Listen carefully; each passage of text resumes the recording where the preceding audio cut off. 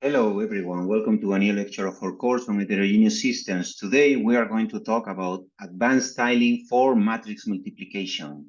This lecture corresponds to the series of lectures that we are covering about parallel patterns. In the last lecture, we talked about the convolution, 1D, 2D. We also mentioned that the convolution can be reduced to matrix multiplication, and today's lecture is a follow-up of the previous lecture. But before we go into the details, let me very quickly recap on what the parallel patterns that we have covered so far. We started with the reduction operation, which is an operation that reduces a set of values to a single value. It needs to have certain properties like associativity, commutativity, and an identity value.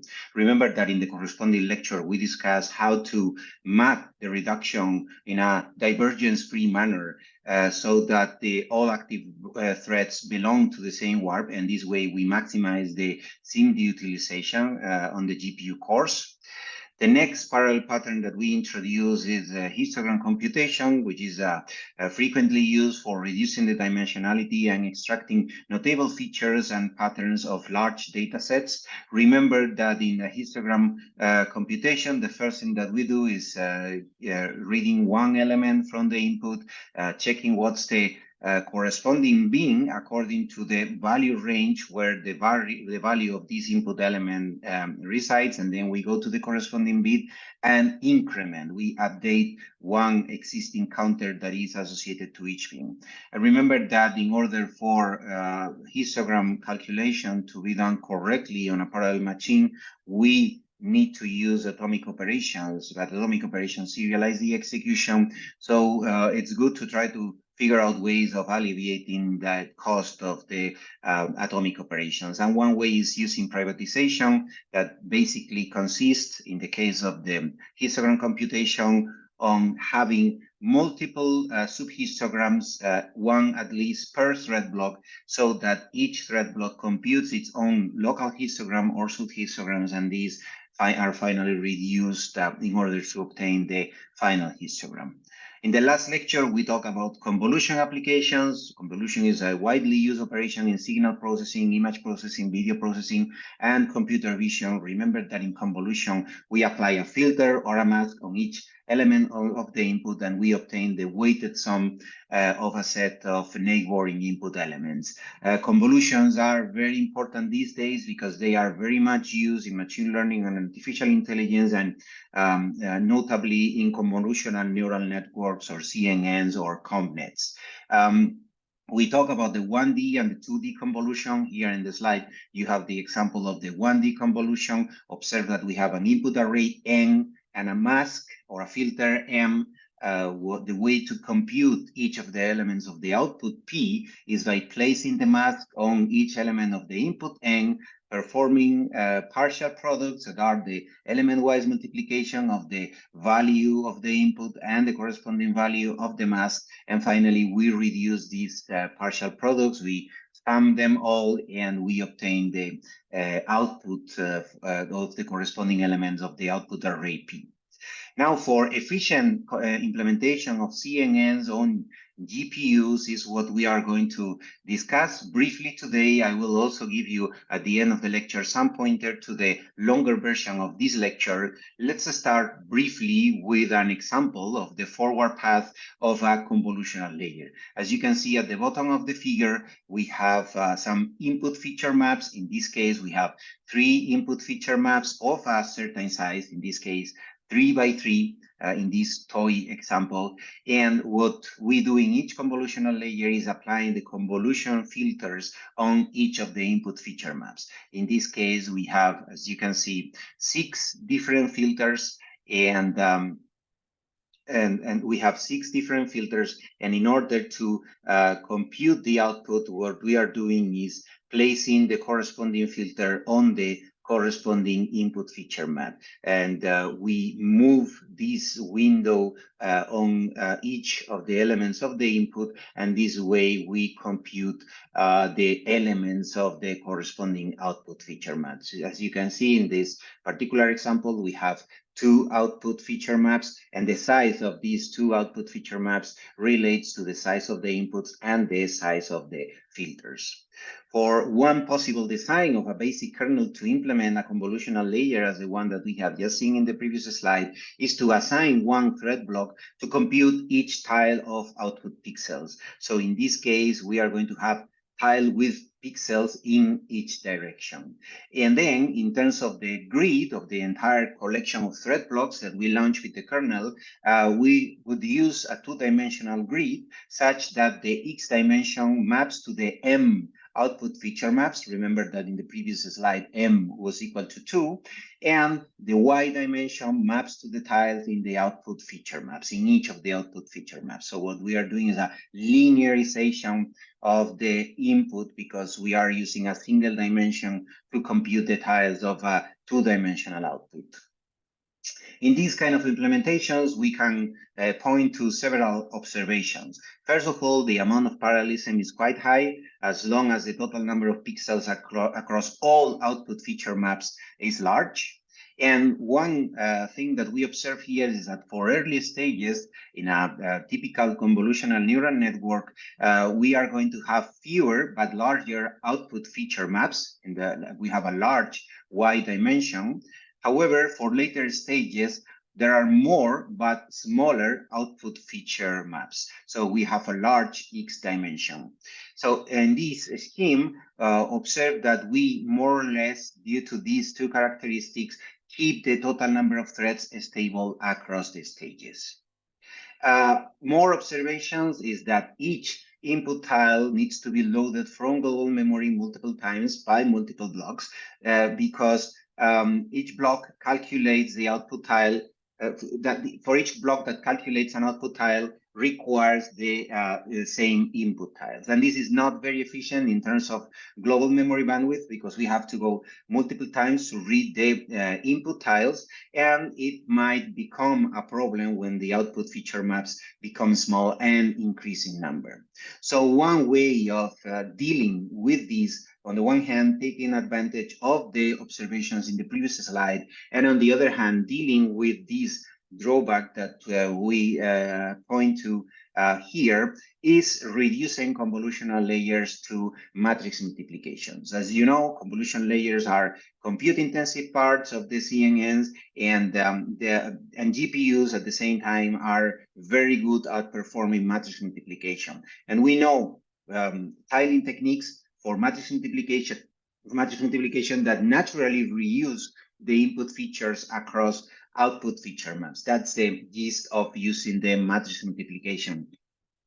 So the idea is to convert convolutions in a convolutional layer to matrix multiplication, and this way we can take advantage of this stable level of parallelism across CNN layers. So the first thing to do when implementing a convolution layer with a matrix multiplication is kind of unroll the computation. Observe that we can convert these input feature maps and these convolution filters into two matrices that will be multiplied in order to obtain the output feature maps. And if you observe here, each row in this matrix of output features corresponds to each output feature map in the convolution style of computation.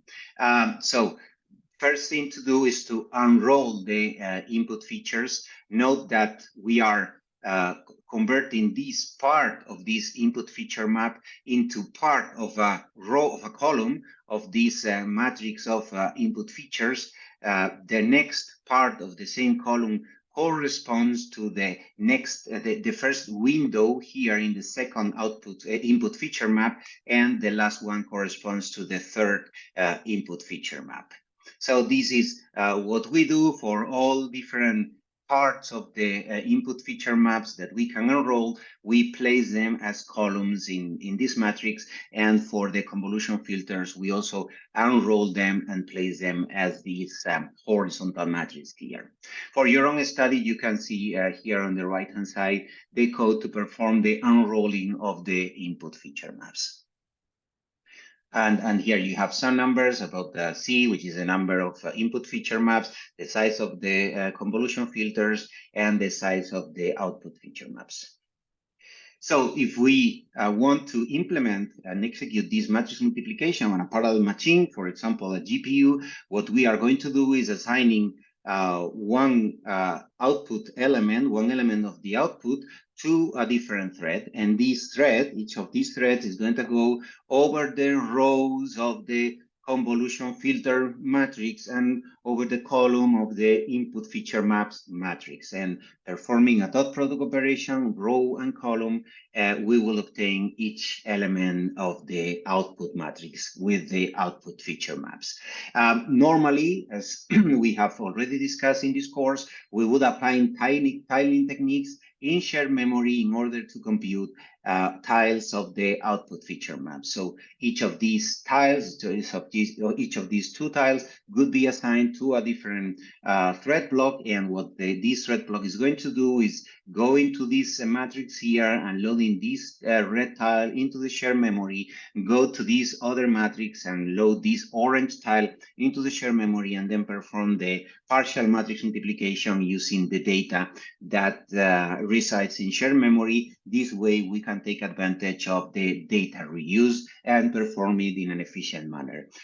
You can recap on the previous lecture on how to do this tile matrix multiplication. We have already covered this in the beginning of the course. If we have our two matrices A and B that are going to be multiplied to obtain a matrix C, the first thing is to load tiles of both matrices into the shared memory.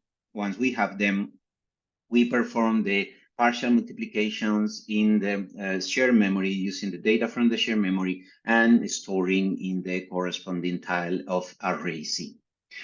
But we can go further and we can propose and we can use more advanced tiling techniques for matrix multiplication that can provide even higher performance. And the particular technique that we are going to talk about today is the joint register and shared memory tiling.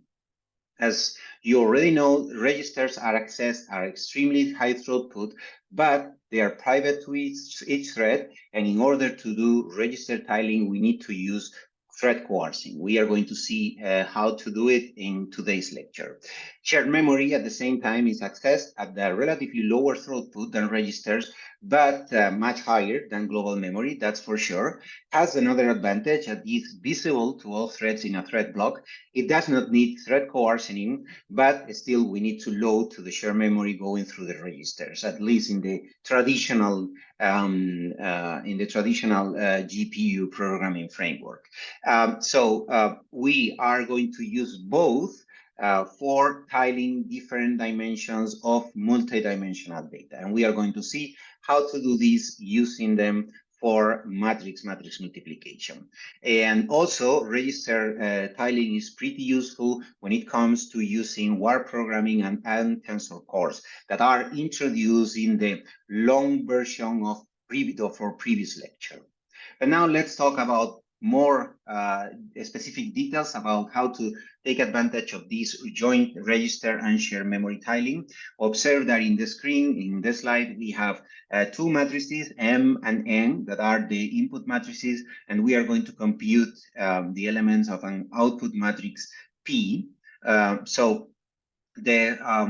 Observe as well that we are considering two tiles of different sizes, one for matrix M, that is a vertical tile of size 4, and one for N is a horizontal tile of size 2.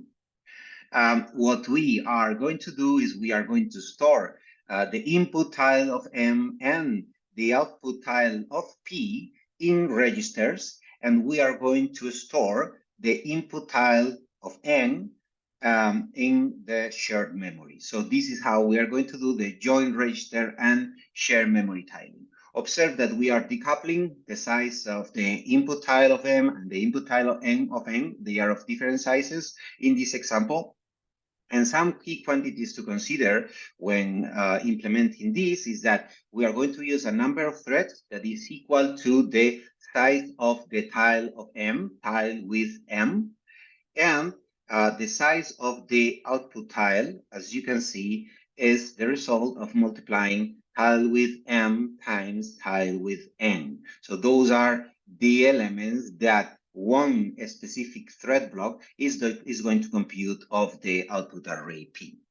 If you observe how we are going to access the data from M and from N, from the registers or the shared memory, in the case of the matrix element of the elements of N, we are going to reuse each of them tile with M times. And why is that? Because in order to compute these elements here, these two first elements here of the tile of P, we will use this element of M, but we also need to use the two elements of N. So each of these elements is going to be used twice.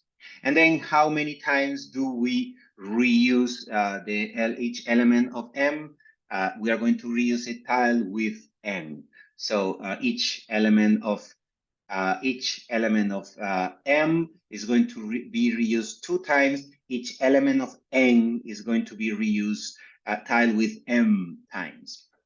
Observe as well that each thread calculates tile with M P elements, because each thread is going to be assigned to each row of the tile of P. So thread 0 will compute these 2 elements, thread 1 will compute these 2 elements, and so on and so forth. Now observe that we are applying here 2 optimizations. The first one is thread coarsening, and we are doing thread coarsening because each thread is calculating a horizontal strip of tile with N elements of P. So thread 0 will compute in this particular figure, thread 0 will compute these 4 elements. So we are doing a coarsening equal 4 in this case. And also data loaded from M can be reused tile with N times through the register. So this element of M that is assigned to the thread that computes this row of the tile of P, this element of M is stored into a register. And it's going to be used 4 times in this case. And this 4 is tile with N in this example. So we load this element into register 1, and then we compute partial product and accumulate for these 4 elements P0 to P3 by performing multiplication of the content of register R1 and the corresponding element of the tile of N. We perform the multiplication and accumulate in the corresponding element.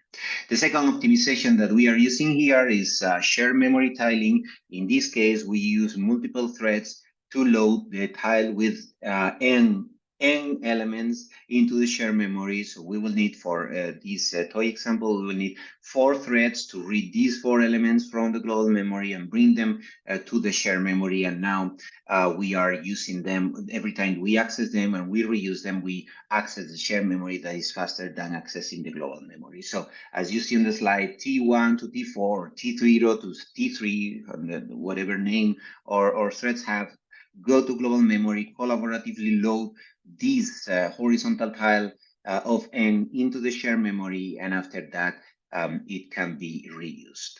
So then in one iteration, each thread accesses 1 M element from a register and accesses tile with N elements from shared memory, and calculates 1 step of tile with N E elements. So that's what's going to happen in each iteration. We compute 1 step for these tile with N elements of matrix P.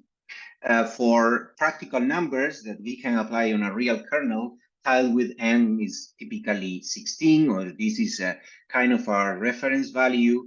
The limit is somehow imposed here by the number of available registers, because the elements of P are stored in registers as well, and the number of registers is relatively limited. The maximum number of registers that it can use is 256 in current NVIDIA GPUs, so that is going to impose a limit on how many elements of P we can calculate in each iteration.